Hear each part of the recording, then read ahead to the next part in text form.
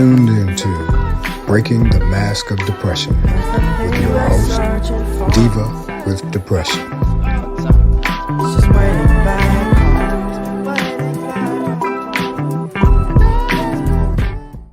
Hey everybody, I hope everyone is doing well. Welcome to Breaking the Mask of Depression with me, Diva with Depression. Happy Mental Health Awareness Month. All month, everywhere and everyone should be talking about mental health awareness, mental illness awareness, and how we can move forward and make some strides in ending the stigma of depression, ending the stigma of bipolar disorder, ending the stigma of schizophrenia, ending the stigma of mental illness, period. Because there's no way that we should be living in 2022 and people with mental illnesses still being treated the way that they are. So keep being loud, keep wearing your green. Lime green is the color for Mental Health Awareness Month, if you didn't know. So if you have something lime green, break it out and wave it around and get loud. Thank you for joining me today. Today, I'm coming to you live and direct from my truck. You guys know that I always have to update you on where I'm coming from because you just never know. But I had to bring a friend to the doctor, and I wanted to make sure that I got a podcast out to you guys today. So I said, well, let me try my first car podcast. You know, everybody else does it, so let's see how it works out. So if you hear a bird chirp or two, just enjoy it. Today we're going to talk about relationships. I always say that mental illness is one of the loneliest diseases out there because it's hard for people to recognize that, number one, that you're suffering from mental illness, and number two, they don't know how to handle it. Most people know what to do if you have a physical illness. They know how to help you. You know, they know that they can, help you walk or, go on errands for you. But when you're living with a mental illness, I believe people from the outside looking in think that everything is okay. You have all your faculties and they don't need to help you. And as you know, living with a mental illness, that is not true. Some of us are struggling. Some of us don't get out of the house. I know myself, I don't know how many times a week I get out, but it's not many. It's not every day. And, there are times when I would like somebody to drive me somewhere or someone to call and say, can I drop dinner off or, run an errand for you. Those are just examples. There are people that are more introverted than I am. There are people that have phobias, that don't like to leave their house or they don't like to be out in public or in social settings. So these are things that we can't see, but they do exist and people are struggling with them. And so when it comes to relationships, and I'm not just talking about romantic relationships, I'm talking about romantic relationships, I'm talking about friendships, I'm talking about family relationships, they all suffer. And I hate to say all because I don't want to sound like gloom and doom, but this is the case because people just don't understand what you're going through. And so, when you get diabetes or if you get heart disease, then people say, well, that's a genetic thing and, or that's a physical illness. So we know where that came from. So we can, get on board with that. But they think that mental illness is something sort of exaggerated or something kind of made up. They don't understand that mental illness can be genetic also. Mental illness is environmental also. Mental illness is it's biology, it's experiences, trauma contributes to mental illness. Your environment, where you grow up, the neighborhood that you grow up in, the experiences that you deal with in that neighborhood, or how you grow up in that neighborhood, that affects your mental health. Your work environment, and I can tell you, yes, your work environment contributes to mental illness. So these are all factors that go into mental illness on top of genetics. Mental illness is a hereditary disease, and we have to start with that. And when we're talking to people and we're letting them know about our mental health, we need to let them know that this is something that can definitely be passed down from generation to generation. And so, it can't be ignored. Just like diabetes is passed down, so is mental illness. And so, I wrote I've written several blogs about, my relationship and the struggle with my relationship while I lived with, while living with my mental illness and while I was involved in that relationship. I also speak very candidly about my friendships, and maybe not so candidly about my family relationships as far as my mental health is concerned. But I wanted to share today that, it can get very lonely having a mental illness. I found something on mentalhealth.org that I wanted to share. It says, our survey found that 62% of people who reported being lonely often or always said that feelings of loneliness had a negative effect on their mental health. 62% said that loneliness has a negative impact on their mental health. And I wanted to start that off because I've been saying for the past, I share with you guys that I am an empty nester. But more than that, I'm an empty nester. I'm not in a relationship. So I am home by myself most of the time. And for the past 8 months to a year, the loneliness has really, really impacted me. I mean, it really has crept up on me. And, there are some days where I lay there and I'm like, this shit is crazy. Like, I don't have anybody to talk to. I don't have anybody to watch TV with. I don't have anybody to take a walk with. I don't have anybody to just be with. 90% of my time I am by myself. And, sometimes that's good and sometimes that's bad. When you're leaving a horrible relationship, of course, when you first get out of it, you're like taking those deep breaths and you're enjoying your free time. You're enjoying not having that sort of negative energy around. When your children leave the nest, you are excited that they are going out on their own. And you're excited that, you may not have to carpool anymore, and you may not have to, have those chores anymore. But after a while, it's like, well, wow, what do I do now? And I will tell you that empty nest syndrome is one of the top things that's listed on my medical report from when I was hospitalized in 2018. And I knew that it was a thing, but I didn't know that it was a thing, if you know what I'm saying. And I am going to do a separate podcast just for that, because I think that, there's also some fogginess, surrounding that. But, initially when you're by yourself, you're saying, oh, I can breathe. I don't have to cook if I don't want to. I don't have to clean if I don't want to. I can watch what I want on TV.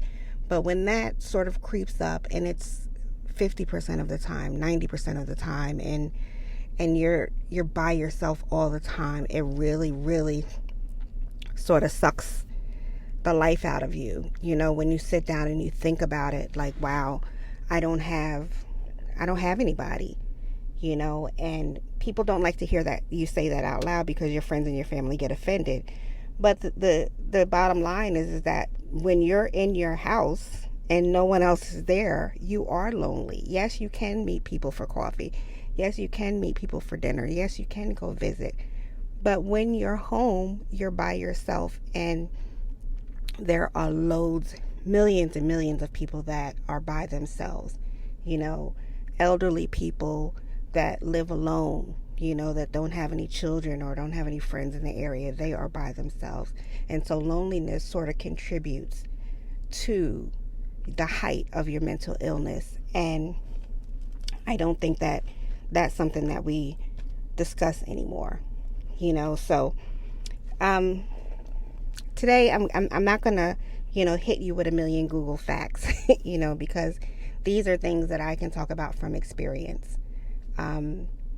It's rough, but it's even more difficult when people just don't understand what you're going through. And if you don't know what the hell you're going through, it's hard for you to explain it to people.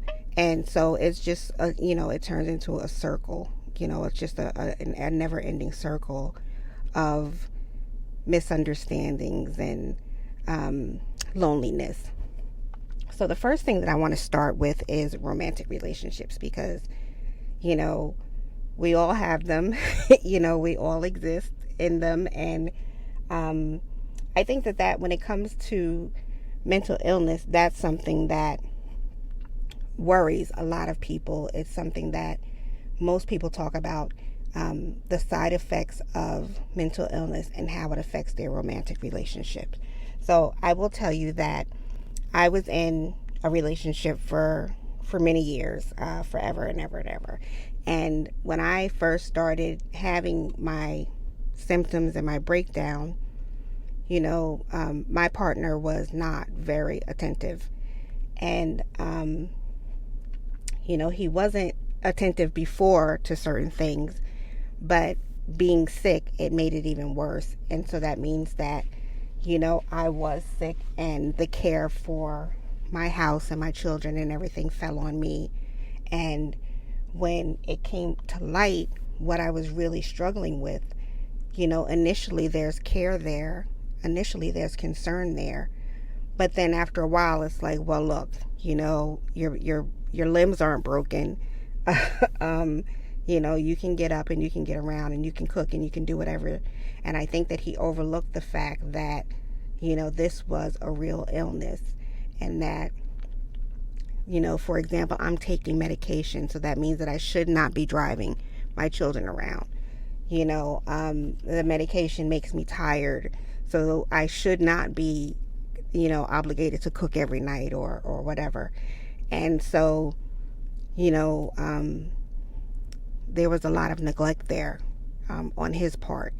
And he also refused to learn about what I was living with. And so that made it even more difficult. That caused a lot of animosity on my end and a lot of anger on his end. But he had the opportunity. It's not like I was hiding my illness. It's not like we were just dating. I was very upfront with what I was going through and what I was struggling with. He had the opportunity to talk to the counselors. He had the opportunity to come to the hospital and talk to the doctors, but he never took those opportunities. So he had no idea what I was really going with, and therefore ignored it. And so that caused, anger, and it caused loneliness on my part, because I couldn't share what I was going through with the person that was with me every single day. And the second thing is medications, side effects of medications. A lot of time your partner doesn't understand the side effects and the drowsiness, the nausea, the anxiety, the sexual side effects, which is a big thing, which I shared with you before. And they're still trying to operate like you're, air quotes, a normal person, and you're not, because your physical health is being affected by these medications. And so I wrote a blog called I'm sorry you're not feeling well, but can we have sex now? Because they have no idea that, they're just thinking, well, I need to, have some intimate relations. They're not thinking about the fact that your medicine is making you sick, your medicine is making you tired, your medicine is making it difficult for you to participate 100%. And so that's another area where mental illness can cause a breakdown and cause a problem. And, some partners are just not prepared for that. They feel like if they're not being intimate, then that's like 95% of the relationship, and they don't want to be bothered with that. So, to remedy that, I always share with people that you have to be honest with your partner when it comes to your mental illness. Try to include them on every decision, try to include them on information. Most therapists and psychiatrists will share information. If you're in a relationship, they will share. There's loads of information online. So just try to get your partner to be more involved in what's going on. Read the side effects when you pick up your medication. Read it together so that they are aware of, what your body is going through, and they can help you through it and be more understanding. And don't let them off the hook, guys. Don't let them off the hook, because if someone says that they're in a relationship with you and they love you and, this is forever and ever, then they have to take the forever and ever, and if they're not prepared for forever and ever, then, you go from there. But you don't need to be struggling with the mental illness and medication and side effects and all of that, and then have to deal with someone who's really not concerned about your well-being. That's just not the way it should be. And so, you have to decide when 100% is being given and when 10% is being given, and how to move forward from there. I read a quote that says, if you don't feel loved, you will feel incomplete. And mental illness already makes you feel incomplete. Your relationship should not make you feel incomplete. And so, some of the feelings that come with our relationships, and this goes across the board: romantic relationships, friendships, family. We feel insecure. We feel like we're not enough. We sort of get paranoid. We feel like, in a romantic relationship, you sort of worry about them being attracted to you because of your mental illness, or because of your not being able to participate 100%. And the list goes on and on. So these are things that you have to be vocal about. And your partner has needs, and they should be vocal about their needs, but you should also be vocal about your needs too, because that's just as important. And that's part of erasing the stigma, by coming together and working together for both of you to be healthy and move forward in a relationship.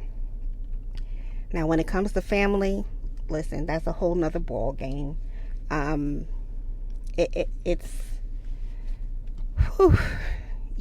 the family thing sort of falls into the generational trauma thing, and that all depends on the relationship that you have with your parents, that you have with your siblings, that you have with your other immediate family members. So that could be kind of rough. I don't have a great relationship with my mom and my dad. Well, I didn't. My father passed away. I didn't have a good relationship with him. I don't have a good relationship with my mother. So that, contributes to my mental illness and my mental stress. My mental illness, part of it is also genetic and hereditary. And I find that when it comes down to family members, if they wholly acknowledge your mental illness, then that means that they may have to accept that they had a part in it, or that they may be struggling with it too. And that's very, very difficult for some people to do. I do have family members, one or two, that live with, more than two, I shouldn't say that, but they live with a mental illness, depression, mainly depression, and they're very, they're not as honest as I am, not as open as I am. They're very honest about it, but they're not as open about it. But they also appreciate that I'm open about it, and open about the genetic side of it, because that opens the door to sort of recognizing what your grandparents went through, what your ancestors went through. I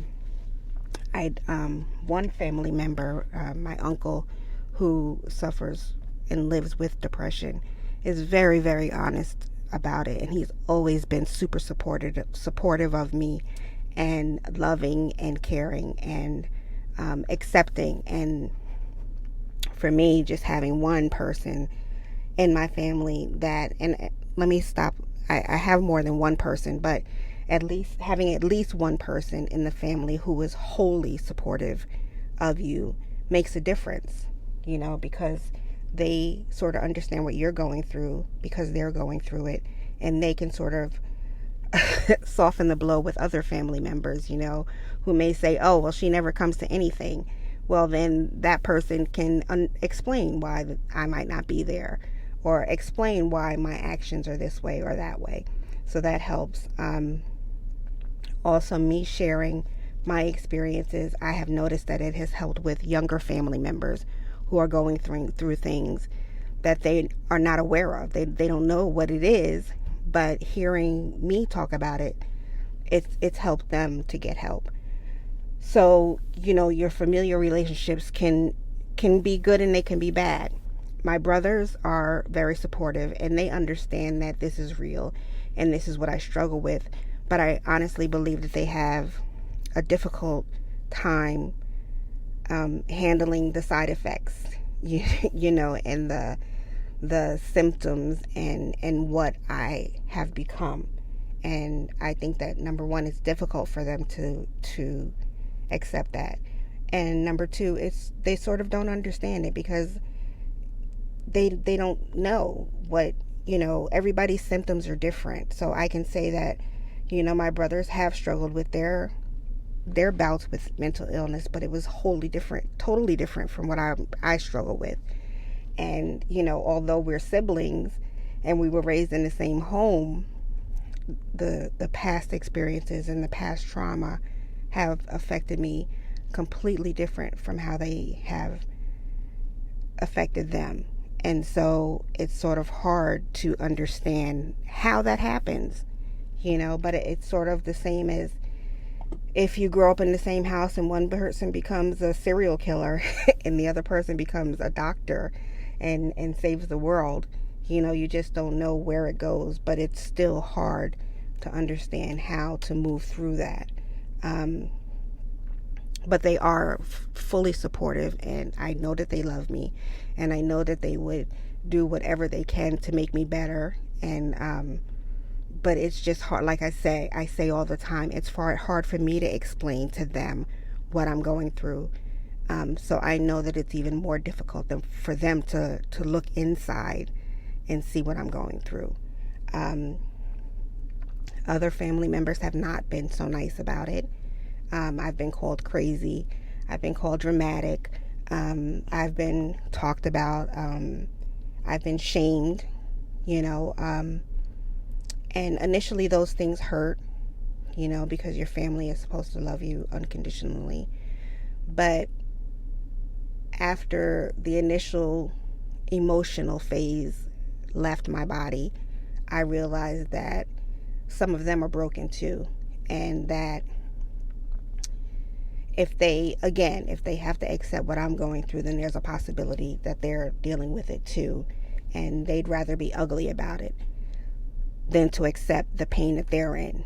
And so I don't know how, I'm not, I keep saying God's not finished with me yet. I'm not a forgiving person. I'm not there yet, completely forgiving people. So, when people shit on me and they have shamed me and ridiculed me and been emotionally abusive to me, I'm not in the forgiveness stage. So, you may be different. Even though I recognize what the problem is, that doesn't mean that I have gotten to the point where I can accept it and forgive and move on. I haven't gotten there yet.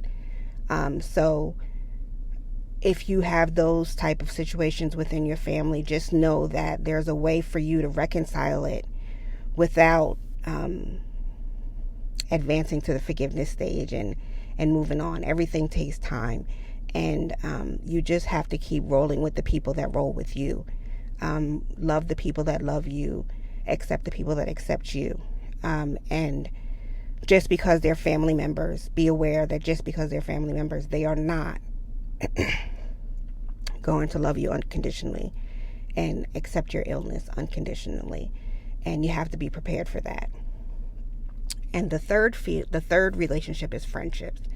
Now, I'm an only girl, so I always say that God has blessed me with some truly amazing friends, and I'm lucky because I have made friends that have turned into sisters. And without some of those sisters, I probably wouldn't be here today. And that's important because you need to have a support system when you are living with these illnesses. You need to feel like you belong to something because it is such a lonely situation. You want to know that you have at least one or two people in your corner.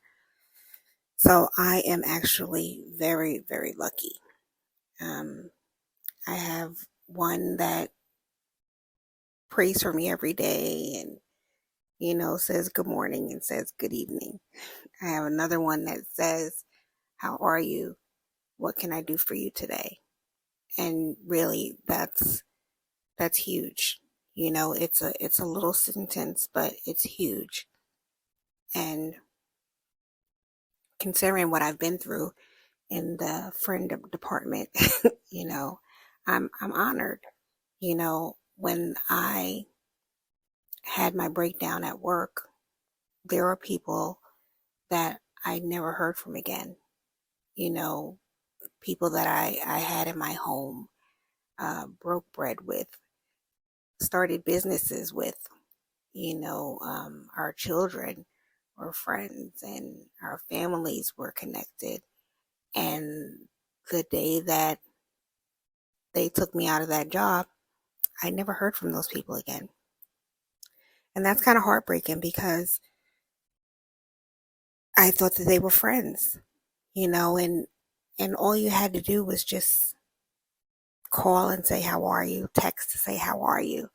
Ask someone, how are you? I know that there are situations where people feel like they don't know what to say. But how you doing? That's it. It's simple. How are you? Or like my sister says, what can I do for you today? How can I help you?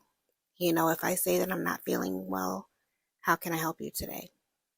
You know, um, I'm going to pray that you feel better later. It's just that simple. I always tell the story of my brother's battle with cancer a couple of years ago. And he received cards, he received gifts, he received phone calls. I mean, people were falling out the woodwork, and I take nothing away from that, of course. But it was enlightening to me because it showed that this was a physical illness and it was something that people weren't afraid to acknowledge, and he had a support system. He had a visible support system, and I have been sick for years, and there are people that have never taken the time to check up on me or to send a card or, send a text, send an email. And I don't expect everybody to be like me. I mean, I'll throw a card and a cake in the mail in a minute. I don't expect people to be like that, but, just to reach out to say, how are you? I mean, people didn't even check on my kids. How are the girls doing? And so there are some things that I have gotten past, but there are some situations that still sting a little. And when I'm in a time in a space of loneliness like I am right now, and I posted this the other day, that the loneliness that I'm feeling right now is just overwhelming to me, and it's something that I've never experienced before. And so it's times like these that I sort of, those things sort of sting, because I have time to think about it, but I'm forever grateful for the people that are there for me.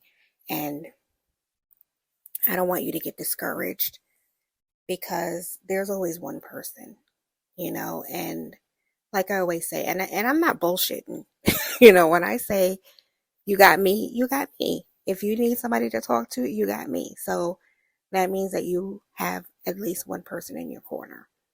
And, just hold on to those people that you do have. Love them and let them love you, and respect them and let them respect you. Now, initially, you may have to teach people how to embrace your illness, how to interact with your illness, but the true souls will stick around. The true souls will change and accommodate you. And that's what counts. The true souls are what really, really counts. So just don't give up. Hold on and embrace it. Thank you so much for listening. Thank you to Illumination Media and Technology for keeping me on track, because trying to keep this brain on track is hell. Follow them on all the social media platforms and hire them. They're one of the best in the tech business. Listen to Breaking the Mask on most podcast platforms: Apple, Podbean, iHeartRadio, Spotify.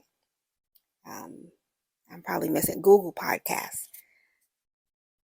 Go like, share, and I'm not a numbers person. I don't even look at my numbers and followers and anything unless, somebody asks me for those numbers. I really want you to share so that information gets out, so that people know that they're not alone, so that one person can live because of what they're listening to. So please like and share with your friends and family. Head on over to divawithdepression.com, sign up, say hey. If you have any suggestions, if you have anything that you'd like me to discuss, if you have an episode that you like me, an idea for an episode, feel free. I'm always open to it, because I'm learning new things every single day, just like you are. We are in crazy times, guys. So I want you to just stay safe and stay well. Protect your soul, protect your peace, and keep fighting. Love to all.